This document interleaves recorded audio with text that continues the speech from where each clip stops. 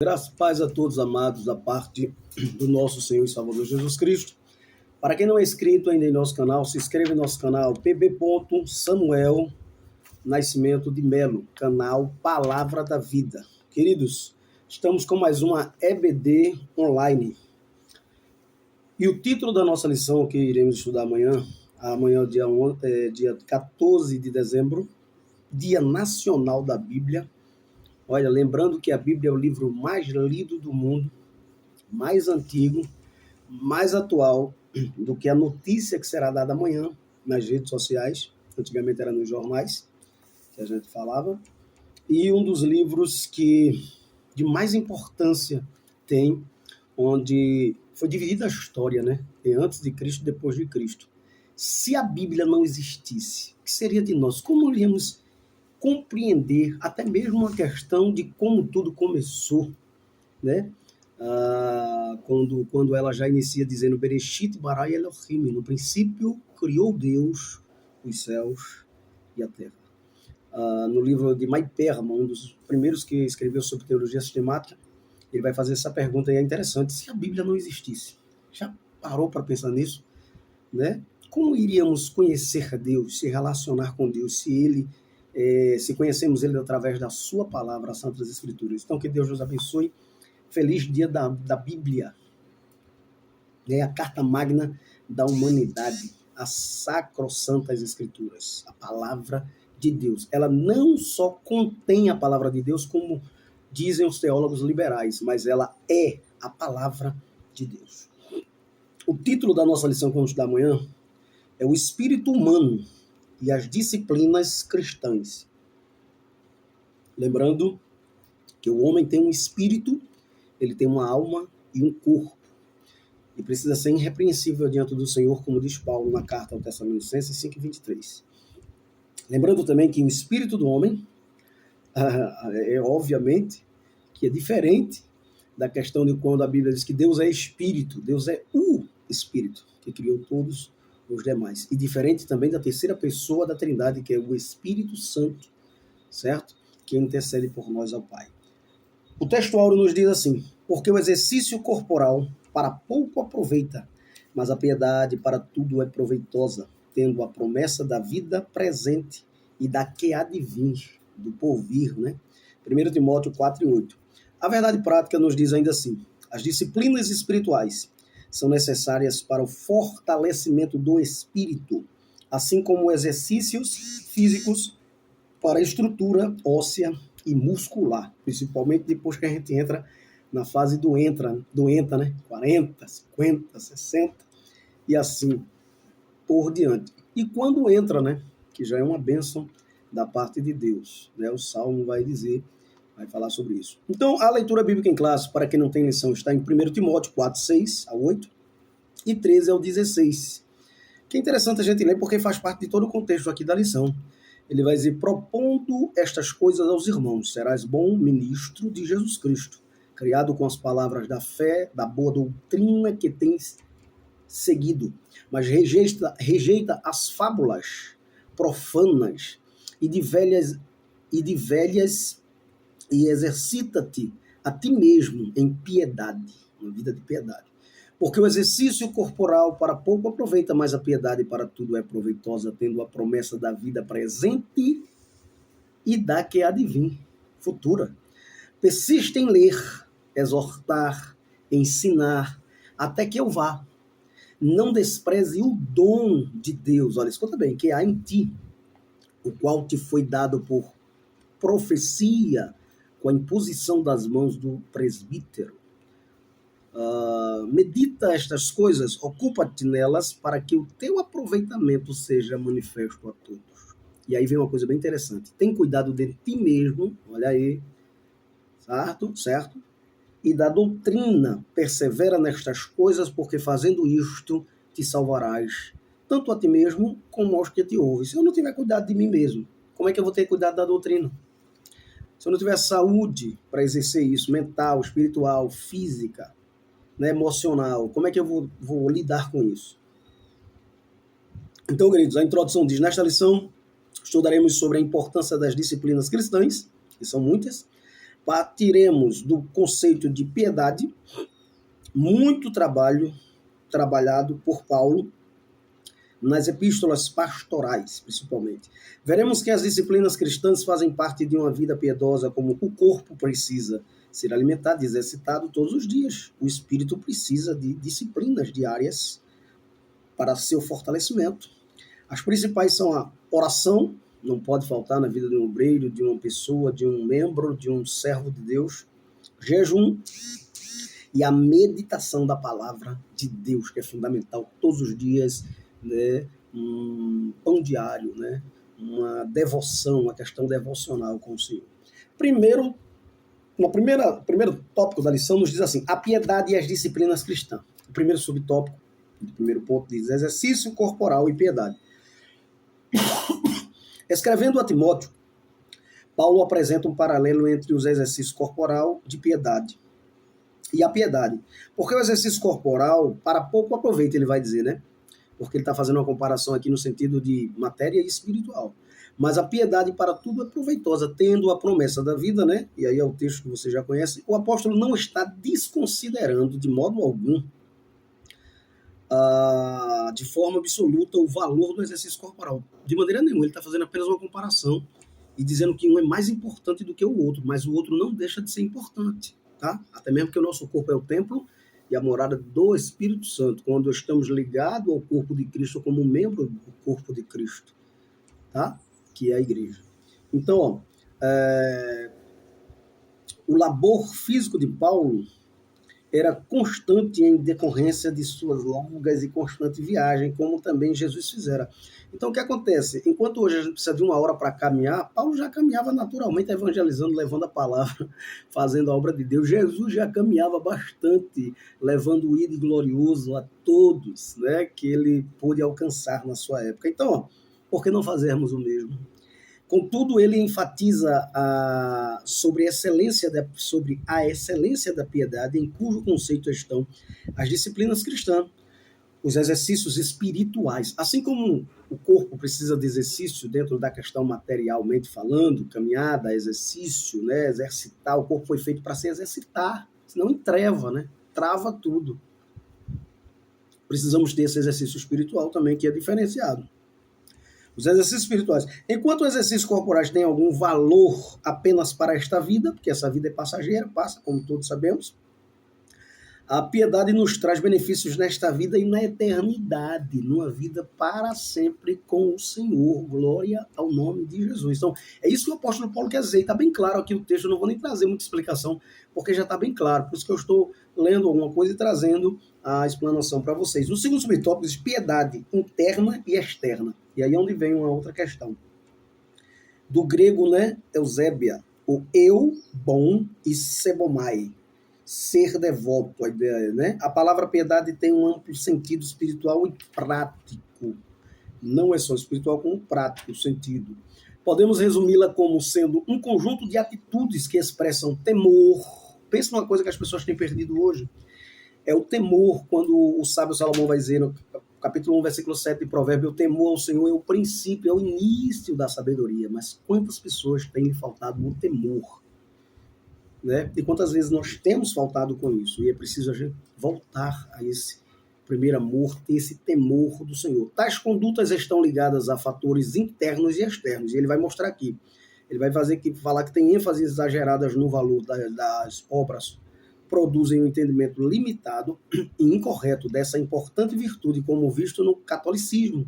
Desde os tempos medievais a gente vai observar isso. Os escribas, tá, e fariseus também davam grande valor ao aspecto externo, uma coisa mais visível, né, para que as pessoas vissem, né, suas orações nas praças e aquela coisa toda, tudo para demonstrar uma vida piedosa diante de Deus, mas querendo demonstrar isso diante dos homens. E aí, quando se faz isso, o Senhor Jesus vai dizer que você já teve sua recompensa. Ali você já teve sua recompensa.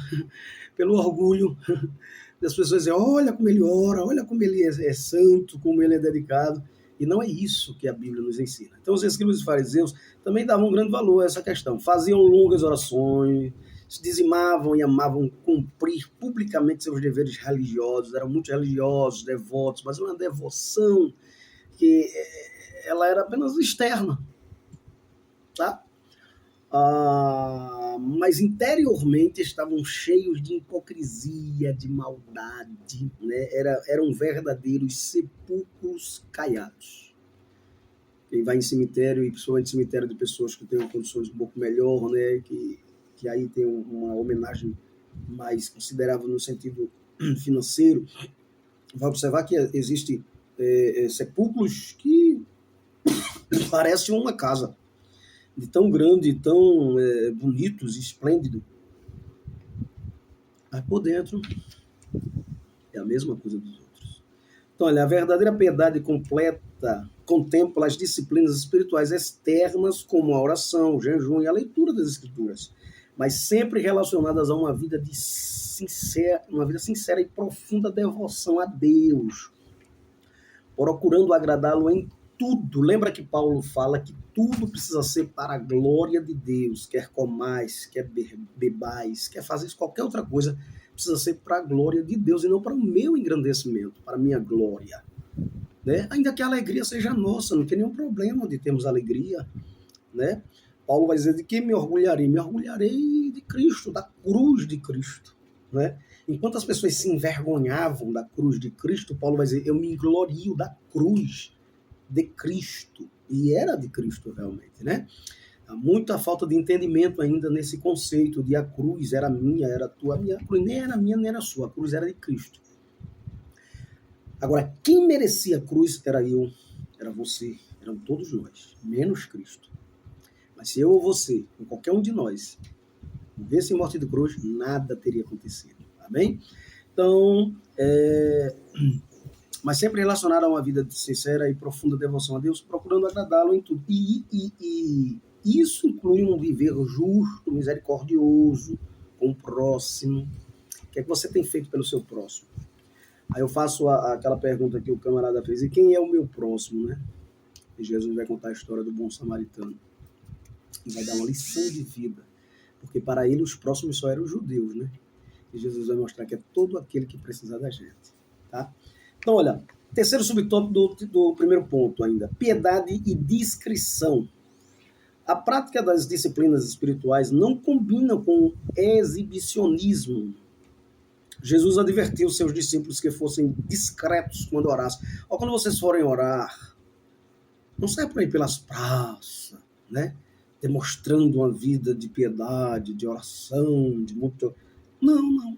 Você entra no seu quarto, fecha a porta dele e fala com o Pai em segredo e o Pai te ouvirá. Agora, é claro, irmão, que isso não quer dizer que está proibido se orar em praça pública. Não é isso que o texto quer dizer. Não pode isolar o versículo. Quantas vezes o Senhor orou por pessoas em praça pública, curou enfermidades, fez milagres, mas quantas vezes também ele fez com as portas estando fechadas? Então, para Deus não existe isso, né? Para Deus não existe isso, certo? O que ele quer dizer aqui é justamente trabalhar a vida piedosa dentro de uma questão sincera, objetiva. Então, quanto ao jejum, aconselhou ações concretas para não dar sinais de estar jejuando. Por exemplo, tem gente que eu já ouvi um pastor falando, e é interessante, falar para os irmãos essa experiência, o pastor, me parece que foi Rodolfo Petemille, e ele vai dizer que o irmão queria ser muito santo, e foi fazer jejum, não posso nem escovar os dentes. Não, isso é sujeira, não é jejum, é sujeira. Camarada não poder escovar os dentes, não poder isso e aquilo outro, não, claro que não, tá? Não tem a ver com isso. Então, quando jejuares, unge a cabeça e lava o rosto, para não pareceres aos homens que jejuas. Não vou sair dizendo por aí, irmão, eu jejum, né? E aí aquela coisa toda, a não ser quando há uma necessidade do jejum coletivo. E aí é diferente. O que dizer dos que proclamam seus jejuns, inclusive nas redes sociais? Olha, eu orei 40 dias e 40 noites. Nenhum problema, que orem. Não precisa ficar dizendo a ninguém que está orando 40 dias e 40 noites, né? A não ser que seja por um incentivo de alguma outra questão, de uma questão pessoal, em família, tá? É diferente. Então, o que dizer dos que proclamam seus jejuns, inclusive nas redes sociais? É como Jesus enfatizou. Se buscamos glória humana, nossa recompensa se resumirá um reconhecimento efêmero, sem valor algum diante de Deus. O anúncio do jejum somente convém ser feito quando sua prática for coletiva, e aí a gente vai ver exemplos na Bíblia de Esté, capítulo 4, versículo 16, que todos jejuaram, inclusive os animais jejuaram, né, através dos seus donos que deixaram eles em jejum, e ali houve uma devoção geral, total, por uma necessidade extrema, tá? É diferente quando convocamos a igreja para fazer um jejum, e um clamor, por algo, não tem nenhum problema, tá? Então, a verdadeira piedade se manifesta por meio de atitudes internas e externas de devoção a Deus, fundamentadas em disciplinas espirituais, como a oração, o jejum e a leitura da palavra, como já foi dito. Então, no segundo tópico, a lição nos diz assim, os desafios das disciplinas espirituais. E o primeiro subtópico do segundo ponto diz, a analogia do corpo, né? Paulo vai fazer aqui a analogia. Não é fácil manter uma rotina de exercícios físicos. Eu que o diga, irmãos. Estou há muito tempo tentando fazer assim essa caminhada e é difícil, por causa da correria do dia a dia. Mas até em casa, hoje tem canal no YouTube, aí vai a dica para você, coloca lá aquele exercício de meia hora, 40 minutos, vai suar um pouco, já vai lhe ajudar, se a sua vida for muito corrida. Mas não deixe de fazer, não deixe de praticar, tá? E quanto mais tempo parado, pior fica. Você vai ver que, por exemplo, eu tive um acidente uma certa vez, e aí eu tive que colocar a platina e parafuso nesse braço aqui, esquerdo. E eu fiquei 45 dias com ele, troncho aí, enfaixado, né? E mobilizado, melhor dizendo. E quando eu tirei, ele não foi para o lugar. Ele passou um bom tempo para ir para o lugar, tive que fazer fisioterapia. E fui fazendo em casa mesmo e resolveu, graças a Deus. Mas não é fácil, trava tudo. Então, a retomada costuma ser um processo doloroso e geralmente impõe limitações, impedindo que se alcance um estado ideal de mobilidade. Assim acontece também na vida espiritual. Parou de orar, vai perder o hábito da oração. Parou de jejuar, vai perder o hábito de jejuar. Parou de ler a palavra, vai perder o hábito da leitura. É claro, é óbvio. Então, assim acontece, né? Quanto menos oramos, jejuamos e lemos a Bíblia, menos queremos fazê-lo. Tá? E a vida espiritual vai se enfraquecendo. Os movimentos vão se tornando mais lentos e curtos e até pode atrofiar. Tá? Há risco de atrofiar e de paralisia. E é uma grande verdade quando a gente vai ver isso na prática do dia a dia, na questão física. Né? E não é diferente na questão espiritual. Então, o escritor aos Hebreus adverte, portanto, tornai a levantar as mãos cansadas e os joelhos desconjuntados. Tá?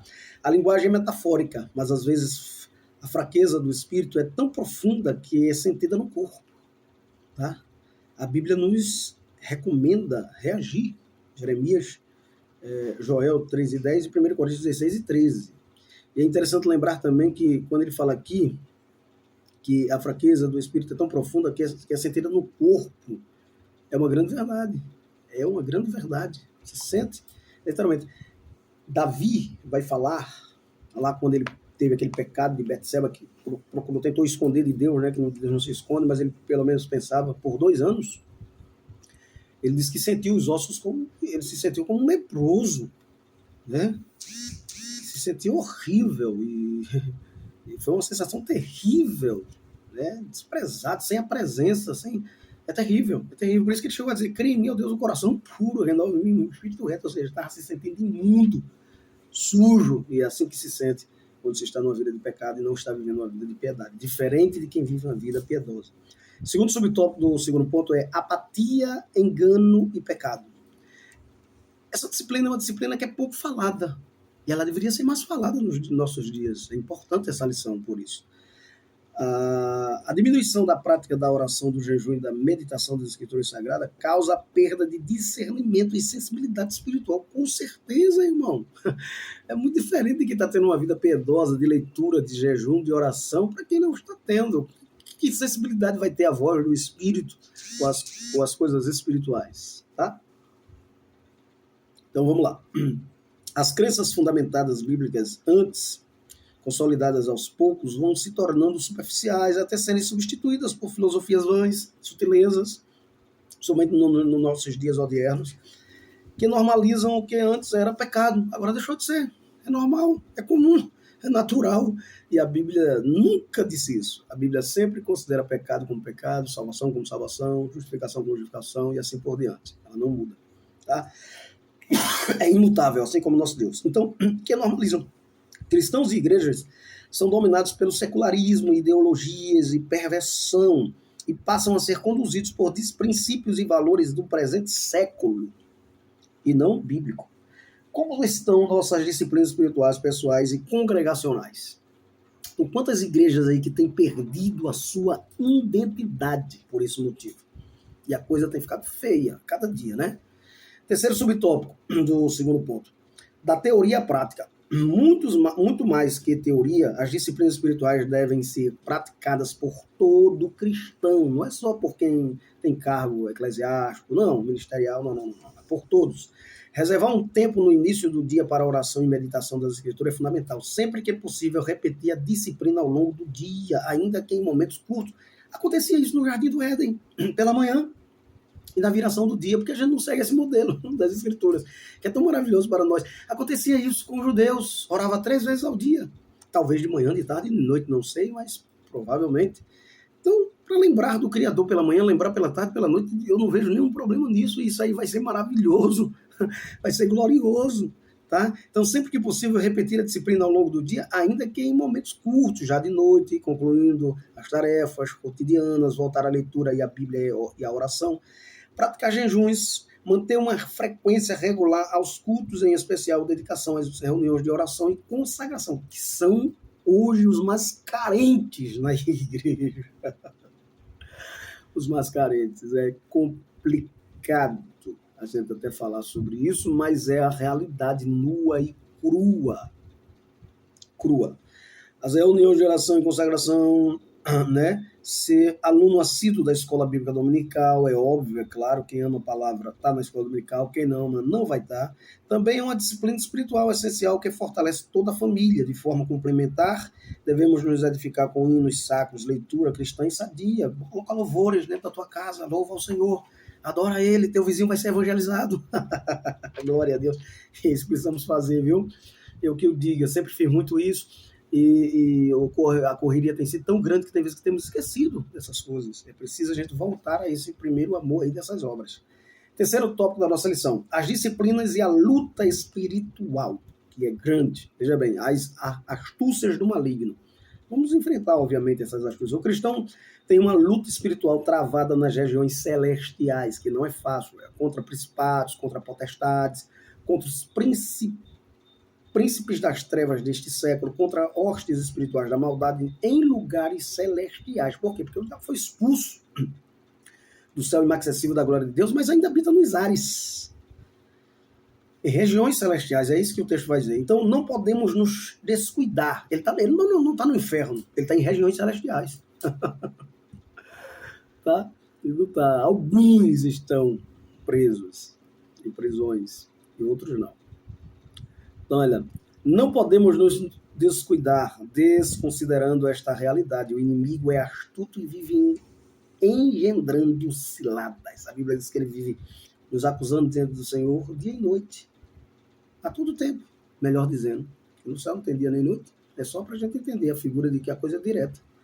Tá? Então, seu intento constante é nos atingir, produzir terríveis danos em nosso espírito, alma e corpo. Tá? Deixar a gente magoado com alguma coisa. De igual forma, quer atingir os que nos são queridos, principalmente nossa família, filhos. Quando ele não atinge você, atinge o mais ali que tá mais, como é que diz, mais vulnerável, né? Quando não é não, você mesmo, ninguém tá imune não.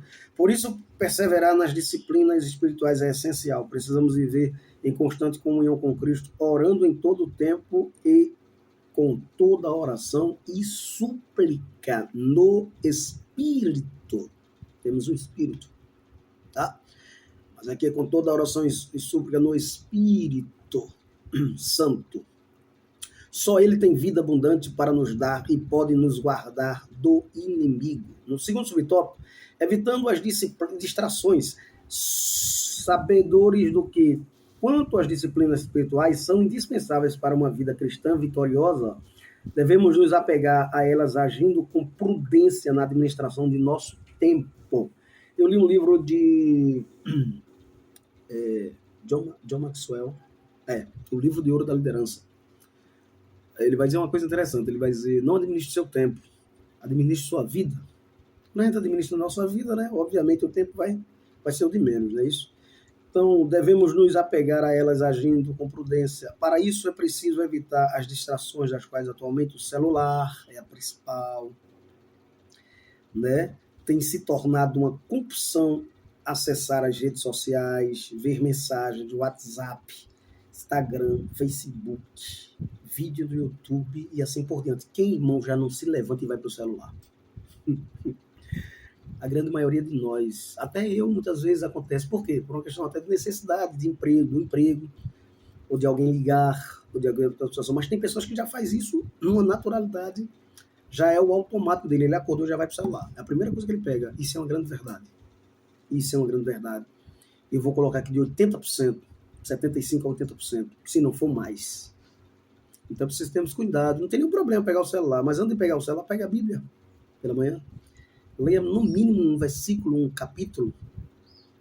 Cante no mínimo um hino da harpa cristã e faça a sua oração, consagração a Deus, tá?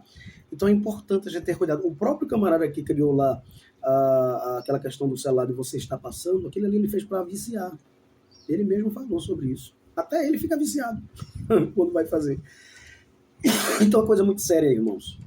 E é por isso que tem tantas pessoas doentes da mente, precisa ter cuidado com isso, tá? Nenhum problema usar o celular. Estou usando agora o celular para evangelizar, para ensinar a palavra, para orientar meus irmãos, para nos ajudar uns aos outros, nenhum problema. Mas pela manhã, acordou, não pegue logo o celular, tá? Não bote logo em canal de televisão para assistir algumas desgraças que acontecem. Não faça isso, por favor. Pegue a Bíblia, leia, porque o final do seu dia vai depender de como ele começou. Amém? Então, olha, às vezes até mesmo nos templos, em pleno culto, as pessoas, de vez de estar com a Bíblia, estão com o celular.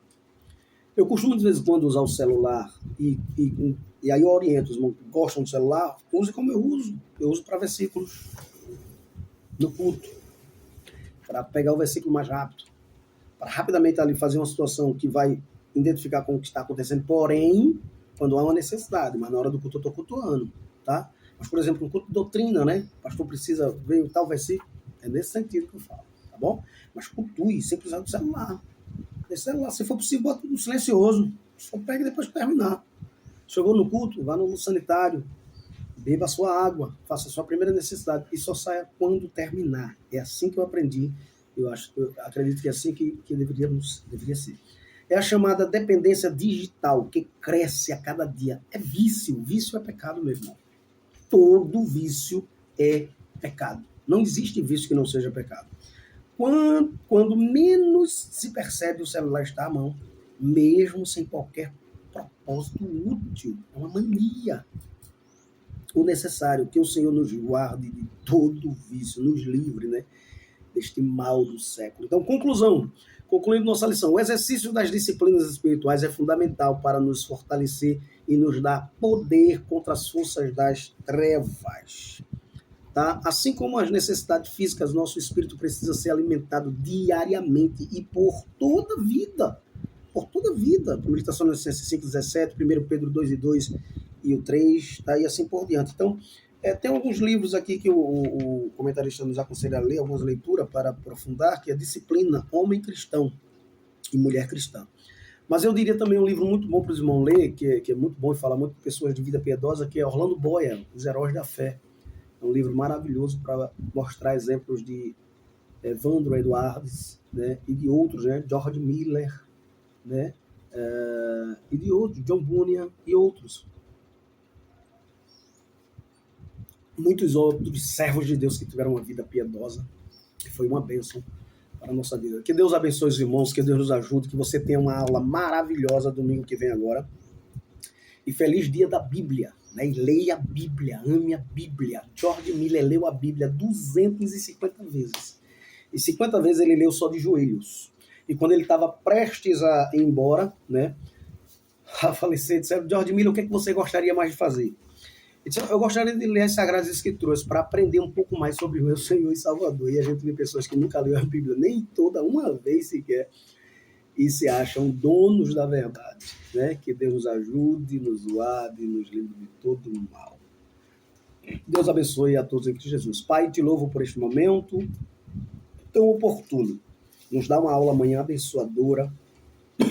Abre a mente de cada aluno, de cada professor, para trazer iluminação na tua palavra pelo teu Espírito Santo da verdade, porque toda ela já é inspirada. Que a graça do nosso Senhor e Salvador Jesus Cristo, o amor de Deus e a comunhão do Espírito Santo esteja com todos agora e sempre. Amém.